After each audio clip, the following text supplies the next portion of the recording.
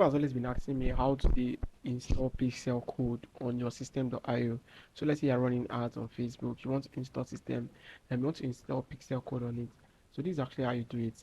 So for example, this particular landing page is the landing page I'm using to um, collect people information to join a WhatsApp group. So now I want to install Pixel on it so that I can be able to track how many leads I'm getting per day on my Facebook ad. So what I need to do now is that once you are done building your landing page, you go to these settings. So once you go to settings, you scroll down, you see this place tracking, select Facebook event.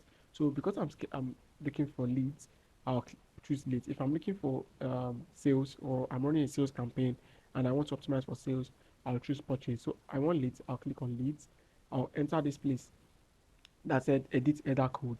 So this header code is where you are going to paste the pixel code that you've already gotten from your ads manager.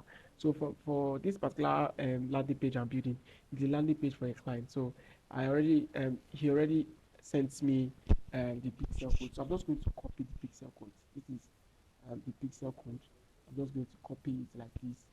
Once I'm done copying, I'll go back to this particular landing page and I'll paste this particular place. I'll just paste my header code and I'll paste it. So let me paste it. So I pasted it. The next thing I need to do here is to click on save. So if I click on save, it's going to save. I'm also going to click on save changes. It's going to save. So let me allow it to load. That's saved. I have a code on my. I will exit it. So I'm done with the pixel installation. So um, this is it. This is what I have to do.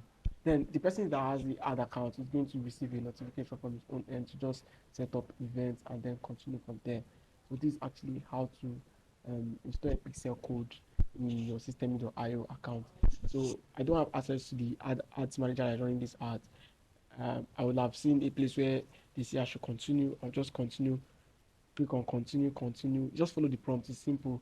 Follow the prompt. You are going to be able to install the code.